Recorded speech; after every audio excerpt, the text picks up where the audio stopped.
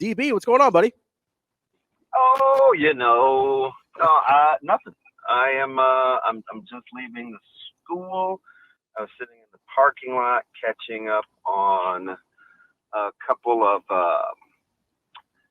articles. I was reading Tom Chattel's piece on Sunday because I had to go back and pit it against the AAU numbers that I was reading, not basketball, academics, in the article yesterday. So, hey. Well, I would have thought basketball, so I'm actually as soon as you said AAU, I was like, who? When you spend your time chasing kids around like all summer, it's definitely ingrained. But with this time of year, man, it's like I always go back to what we talked about.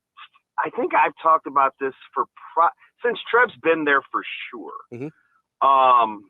Just like a unified front, right? Where your president then, and now your interim president now, as he's starting to make his interview rounds, Trev Alberts, Matt Rhule, even like John Cook, like guys and gals on the same page, pulling in the same direction for the same thing. It's crazy. Right? We talked last year about, remember this, like conference expansion and power conferences. And Trev had an interview on the Husker radio network where he talked about the potential for power conferences and aligning themselves for the future. And people kind of rolled their eyes, right? Remember that? Mm-hmm. Okay, I could see the power conferences, but like, where are we? Like, what do you mean?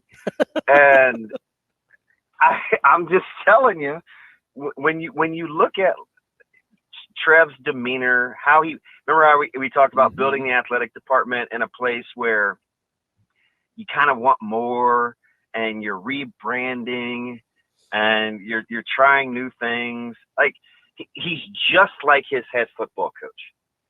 I told you guys, I can't remember if it was Drew Down or you, Ravi, when I said, Coach Rhule, when he first got here, he said the number one thing that he wanted to guard against was having his staff think this was Disneyland, because it was the best job that a lot of those guys have had, mm-hmm. and they will coach against complacency. You remember that? Yeah. Who runs their athletic department like that? I mean, they're like one in the same. They never settle. They're constantly tinkering, and now it seems like they're trying to position themselves for like this long haul future run to be in a good spot for these power conferences. I think this thing is fascinating, and they've been giving us bird crumbs, I'm telling you, for like 2 years. 2 years. DB, we talk about kind of the importance of an organization being on the same page a lot with professional franchises, right? We talk about the importance of a good owner and a good GM and a good head coach and everybody being on the same page. We don't talk about it as much with universities and college programs, with the president and the AD and your head coach, whether it be football, basketball, whoever, on being on the same page. But are those two things way more similar than we realize? Oh, 100%. 100%. It's easy to kind of see with the athletic department and the head coach, right? Look no further than, like, let's say Iowa, who's been really consistent and really good for a long time. And I think a lot of that has to do with the fact that there's been consistency. I apologize for the dinging. Is that in my head, or can you guys really hear that? No, we heard that. We heard it. Oh, I was kind of serious. I was like, is that out loud? Those are called auditory hallucinations, DB. Hey, you never know, man. It's like, it's the Aurora Borealis or something. I don't know what's going on with the weather. That's a different thing. Hey, lay on your horn right now. See if we can hear it. Let me get back to Iowa and consistency, right? It's so the athletic director, Kirk Ferentz, when Barta left, it was okay. it's a huge role to fill. You've got to be able to get along. And is the new or is the president on the same page as kind of the vision that the football team is casting and what's going on with my major sports? Like we rolled our eyes, right? What was going on with Michigan's president and athletic directors, then athletic directors, and a head football coach, like during COVID? Go to Minnesota with a president, an athletic director, and a head coach. Only one of those schools, well, one kind of Iowa, because Barta stepped down, but they did get a great athletic director. None of those schools kept all three of those things in place through that transition of growth. And only one of those schools seemed to get somebody that had a similar vision to keep things going, and that was Iowa. Now, we'll see what happens and how it plays out with Michigan, because Harbaugh is no longer there, even though Manuel did end up getting that job. So I think having that triumvirate in place is huge, right? When Greg Byrne got hired at Alabama, one of the things we've got a pretty good relationship, just because obviously his mom taught me at Lincoln, and his dad was my athletic director. And one of the things that he wanted to do before he took a job at Bama, you think, oh, let's just go to Bama, man, great place to be. Not so much. He was doing big things at Arizona. He got a new stadium. They'd moved. Baseball. I'm thinking more baseball here. Mm-hmm. Just coming off the heels of CWS appearances, and he said one of the things that he wanted to check out and make sure was how visions aligned across the board with academia, athletics, and his money-making coaches, because it all matters, right? You don't think that like that matters at Creighton. You don't mm-hmm. think that matters at the University of Nebraska. Like, those things are way undersold. And when you look at what's going on with we'll just go back to Nebraska, with the tinkering of things, volleyball day, or what's the new spring game, mm-hmm. like 11 o'clock. We got that memo a couple weeks ago for the broadcast. I was like, 11 o'clock. Like, why are we doing a spring game at 11 o'clock? But then I thought about it. I'm like, it's above my pay grade. So when I landed the plane, I go, oh, at least I get the day done early, right? Mm-hmm. But half glass full. What does everybody say at like the grocery stores, or it's like, why is it so early? The people traveling from western Nebraska, now we're gonna have to spend the night. And I'm like, fine. It's like, even if you're coming from like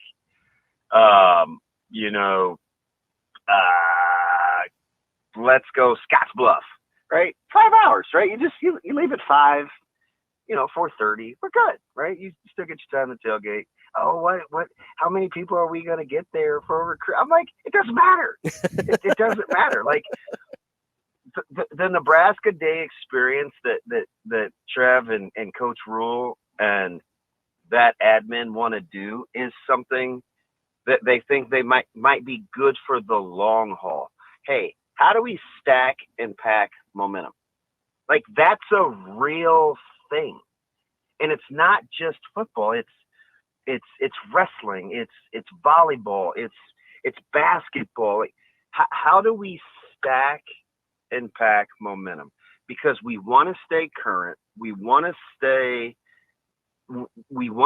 up to speed. We know we do some things well, but what ultimately has been the university's downfall the past 20 years? Complacency. Mm-hmm.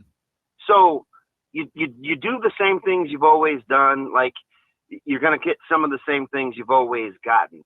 Now, when you start to remove some of those key pieces and continue with a similar mindset, you're probably going to suffer. And Nebraska suffered. So why not shake it up? I hate the Taylor Swift thing. Great reference. I knew it. A great one. Perfect timing. I'm so over that. It's like I I don't know. I almost threw myself off my back deck. Hey, don't have any bad blood. It's all right. Here's the thing. Here's why I didn't do it. It's only a 3-foot drop, and I didn't want to break anything. Like if I was gonna go bad, I wanted to go all the way bad. I just didn't want like a dislocated shoulder. Yeah, you got to be more like Creed. You got to be 6 feet from the edge. You know. And I'm going down.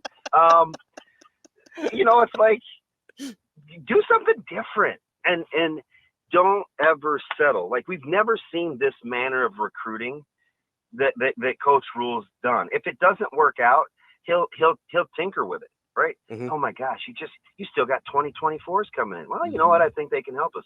Well, what about such and such?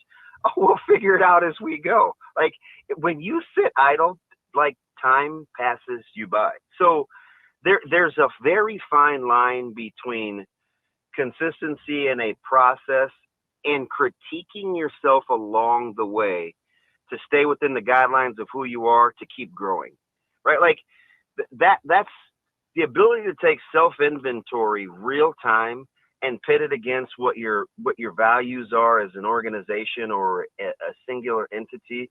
It's always a fascinating thing because the people that are really good at it, we end up admiring those folks, don't we? Always. It's like and they have a unique and uncanny way of doing it. It's you maximize in the moment, but you're constantly saying, okay, I'm in the solutions business. What could I have done better? What worked? What didn't work? What's portable going forward? So, like, I got no problems with it, man. Like, let's just keeping on and see where it lands.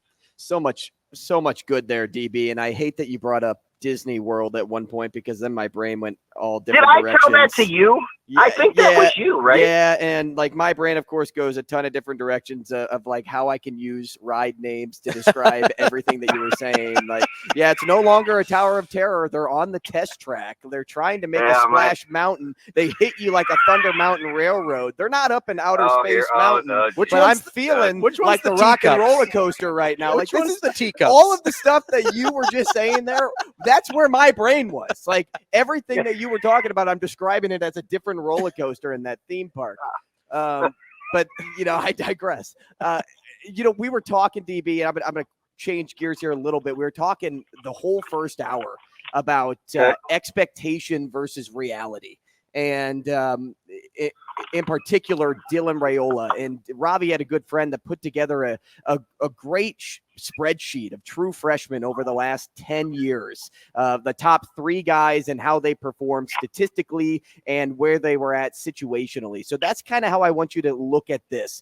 What are your realistic expectations for Dylan Raiola, both situationally and statistically? Because Ravi made a good comp and said Bo Nix situationally. And then we were kind of tossing around numbers and thought, man, if he could be a little Christian Hackenberg-like at Penn State, that statistically should appease Husker Nation. Yeah, you guys don't know my history with my disdain for Christian Hackenberg. Oh, I do. I can't even believe you brought that up. You're welcome. They made more excuses for that guy in the development or lack thereof in his career at Penn State. But you talk about digressing. Holy smokes, you hit me with Christian Hackenberg. So I don't know. I like the way the question is framed. I think, like, statistically, I don't know. Like, I'd take 22, 9, and 2,900 yards.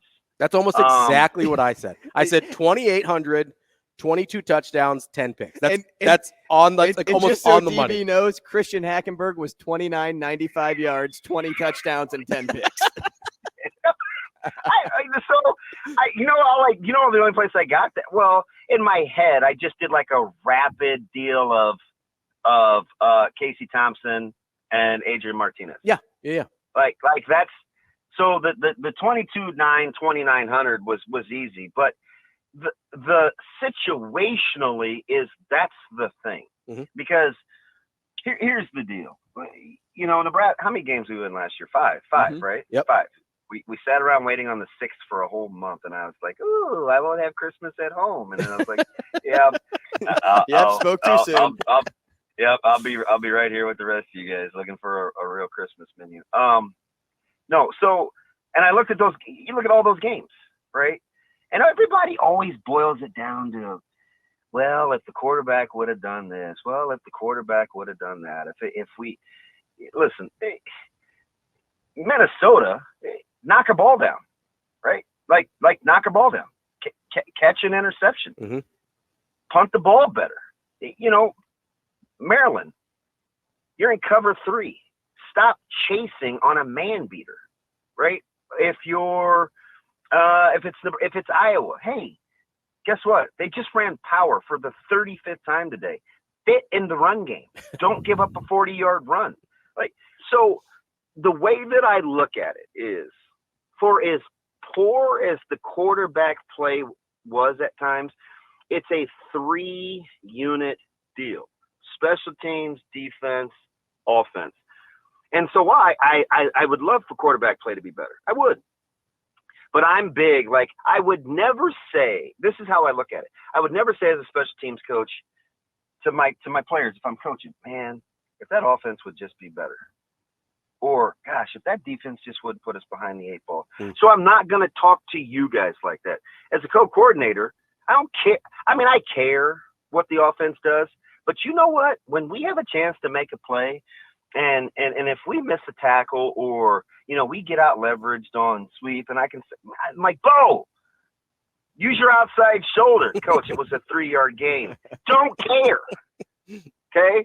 A better running back may have broke that one. Let's not err on the side of what ifs. Let's just do what we can. So that's just how I am, right? Mm-hmm. Like, and so for as porous and bad as Nebraska was tackling sometimes late in games or mm-hmm. key drives, or we couldn't play catch, or we got predictable with play calling, all of that. If you can just boil a game down to staying in the moment. Okay, it's 3rd and 6. I've got to play catch. I've got Josh Reynolds wide open. Now let's go 4th and 2. I got Josh Reynolds coming open on a little end breaker. Just play catch. Just hit him in the numbers. If I do my job as Goff and I play catch with Reynolds, I don't have to say, well, he should have made that catch, or have people really tell you that, like, that's a drop, right? Or whatever, mm-hmm. right? So situationally with Raiola, all I think about is manage the game.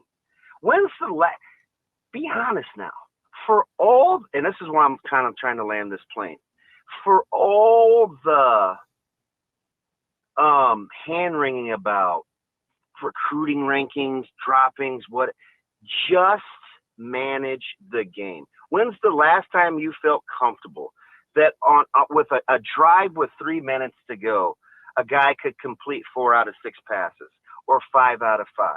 Or if it's a 4-minute drive and you got a salt clock, that Nebraska's not going to give the ball back. Like, just manage the game. What we've seen in this last year, I'm telling you, sit on this, think about it, go home and be like, God dang, man, like, really? Of all the hand-wringing we did last year, of all those close losses, you could pick a multitude of, man, if we just would have made this field goal, mm-hmm. if he just would have caught that pass, if he just would have lunged for that first down, if he just would have made that tackle. So when you have that many different individual things that you can do, it's not one entity's fault. So just manage the game.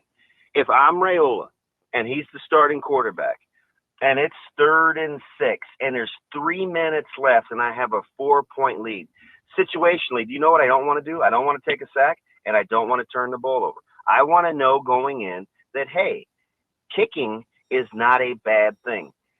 You're like, oh man, it's coach speak. Hey, do you know how many times last year would you not have wanted to turn the ball over in the red zone with a chance to take the lead or with the lead? Yeah, the answer's 3, right? That's a lot. Right. That's unheard of.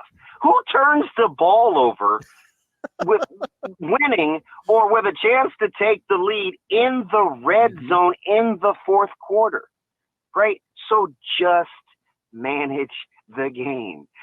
Who gives up a field goal to a walk-on kicker with 2 possessional changes in the last 30 seconds of a game?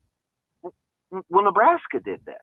But how'd they get there? Well, they couldn't get a stop on a very elementary run play where they got gashed. Mm-hmm. Or Merrill. Listen, the list goes on and on. Just manage the game. If a quarterback will simply manage the game, Nebraska will find themselves, especially with I can't believe I'm going to say this, with a schedule. I hate schedules. You love schedule talk. I don't want to talk about schedules ahead of time. But you are at home, and I've said this for at least 10 years. Nebraska won't get back to any sort of prominence or national buzz until they start winning at home again. So I'm not going to talk about the opponents. I'm going to talk about starting with 5 out of 6 or 6 out of 7 or however many. It's 5 out of 6, I think. Where they start at home. Win the home games against equal to or lesser than perceived opponents, and you give yourself a chance. You cannot keep giving these games away and expect to ever be relevant. That's the whole thing. So when the schedule breaks like this, especially if you're going to break in a young quarterback, you can't ask for anything better than to do it in the friendly confines, because that's all you can control. Mm-hmm. You don't know what any other schools are bringing to the table in terms of talent, but you do know, because what's the excuse we made for Purdy versus Jeff Sims? Well, Chubb. No, it was Harburg at the time. It wasn't even Chubba. It was, well, Harburg gets a much better situation. It's a non-conference game. It's at home. It's more advantageous. He didn't have to start at Minnesota. He didn't have to go on the road at Okay, so here we go. Right, you're at home. It's advantageous to play in the friendly confines. You have to make it a place where other schools stop letting other schools come in there and just win. Don't let Minnesota bring 57 guys in and win in Lincoln. When you stop doing that, we'll stop worrying a lot less about whether a guy goes 22-9 and 2,900. You know what I mean? Just win. You stop doing that, and you'll be amazed at how it cleans itself up. That's Damon Benning. Good stuff there, DB, as always. There was about 10 more things I wanted to get to, but hey, next time. Hey, never in my wildest dreams did I think we would only get to 2 questions. I'm sorry. Listen, all I heard was Ravi's right, 2,900, 22 touchdowns, 9 picks. That's my takeaway. Hey, you know me in coded language. There you go. That's DB. We'll be back with more of Hurrdat Sports Radio coming up next.